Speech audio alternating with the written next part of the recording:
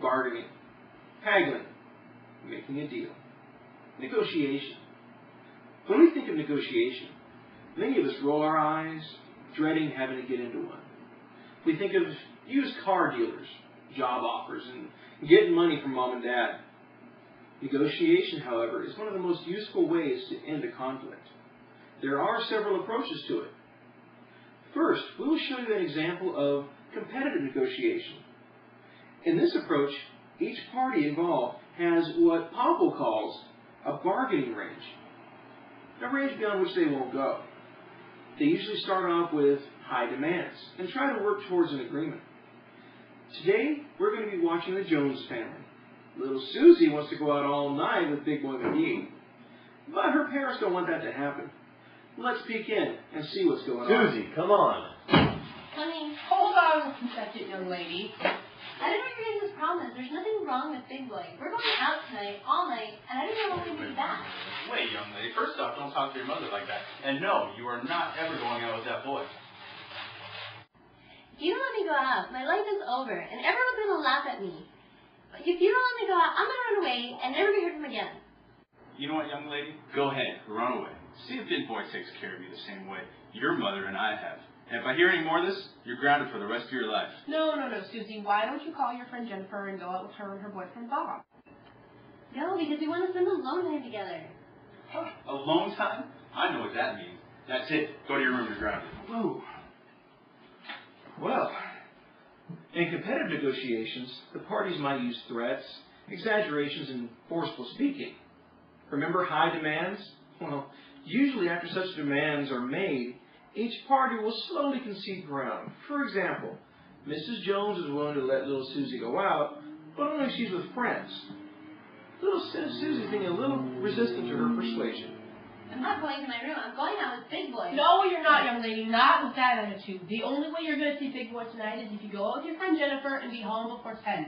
But we want alone time. No, wait. Your mother has a very good point here. I don't like Big Boy, and there's no way I'm allowing my daughter to have alone time with him. So the only way you're going out tonight is if it's somebody we know, it's with someone we know, and you're home at a certain time. The only way, Susie. Fine, I'll call Jennifer. Each party came to an agreement they could live with. Now let's take the same situation and see what happens if the Joneses would have taken the collaborative approach. In the collaborative negotiations, we can easily assume two things.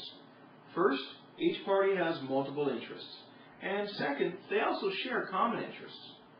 In this approach, both parties hope that the negotiation process can result in a win-win situation for I don't everyone. understand why you guys don't like him. Can you tell me? Well, first, I never imagined our little angel dating a guy named Big Boy. And second, he's way too old for you. And we just don't know him. Well, what if he came by earlier, and then you guys got to talk and got to know him? That would work. I agree, yeah. See, this tactic is called expanding the pie. Susie's parents don't want her going out with Big Boy all night long. Susie offers for her parents to meet with him before they go out. Her father may not like him, but at least he gets to meet his daughter's boyfriend before they go out. Susie has expanded the pie. Mom, Dad, this is Big Boy McGee. Very nice to meet you, ma'am. Big Boy. Sir. And Susie. Have a seat.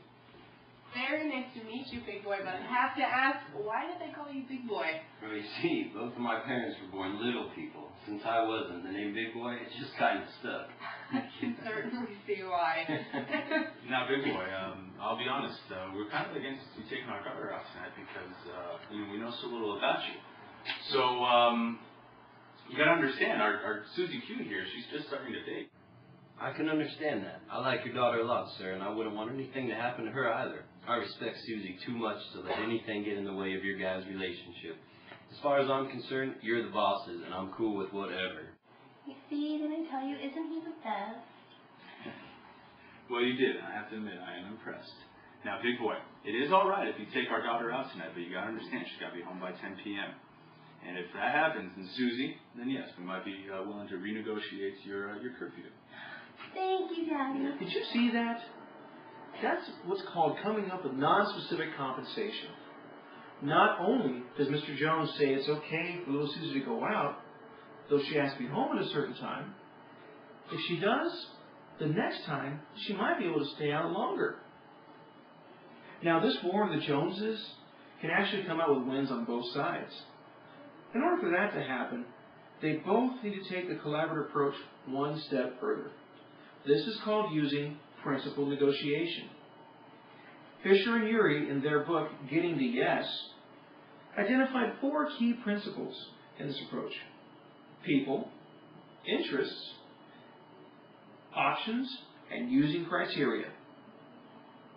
These aren't so much skills as they are simple procedures that one should follow in conflict resolution. Let's examine the Joneses' conflict, starting with principle number 1, people.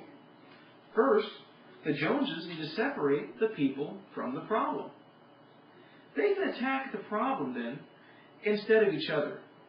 Mr. and Mrs. Jones realize that Big Boy McGee himself is not the problem. But they don't want their young daughter to spend all night with a boy that they don't know. Principle number 2, interests. In every negotiation, those involved need to focus on their interests, not each other's positions. Commonly, people take a position, spend all their time defending it, and their main focus is defending their position and not necessarily getting what they really need. And they're just too busy proving they're right and not solving their problem. Also, in negotiations, people can have multiple interests. In the Joneses' case, Susie's parents' multiple interests for wanting her home instead of going out with her boyfriend are as follows. Now, Big Boy, my main concern is my daughter's safety, you understand? So, as a father, it's my job to protect her from bad influences. I also don't want her neglecting her schoolwork. I want her to go to ASU at the West Campus. I hear they have an amazing communications program there. I don't want to be up all night either, worrying and cleaning my guns. I do have to work tomorrow. People may also mistreat each other's interests. Now, Big Boy, my little Susie was going on about alone time with you. No, Mr. Jones, it's not like that. I just want to get to know Susie Q. She's really special. She's a little shy and all, but I just want to spend some time with her. Oh, you don't need to tell me that. I know she's special. It's just when Mrs. Jones and I were your ages, alone time meant something else. Oh, you can trust me, Mr. Jones. Daddy didn't mean it like that. The third principle is options. The Joneses can generate a variety of possibilities before deciding what to do. Maybe we should all go out as a group sometime, go bowling or have dinner. My daughter really likes you, and I'd like to know what you're all about. You're right. I don't know about bowling, but maybe we could do something together as a group. Susie, would that be all right? Totally. This will love Big Boy. He's a blast. He's so funny. Yeah, I'm a riot. The fourth and final principle is criteria, or using an unrelated or objective standard to solve your conflict. The Joneses can say why they're so overprotective on Susie is based on some real concrete data. My parents are so overprotective. Now, Susie, overprotective has nothing to do with it. Look right here in this morning's newspaper. According to the FBI, the violent crime rate is up in this part of the city by 200%. And Big Boy, look, right here. In the past year, there have been over 9,000 violent crimes reported in a 30-mile radius, all taking place after 12 a.m. That's shocking, sir. I will make sure I have her home by 12 o'clock then. I appreciate it. Pleasure to meet you, Mrs. Jones. Big Boy. Well, all is well with the Joneses again. Mr. and Mrs. Jones are satisfied.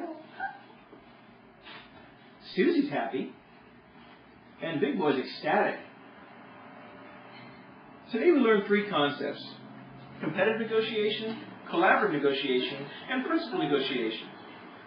So for all of the big boys in your life, ladies and gentlemen, you now know how to negotiate for success.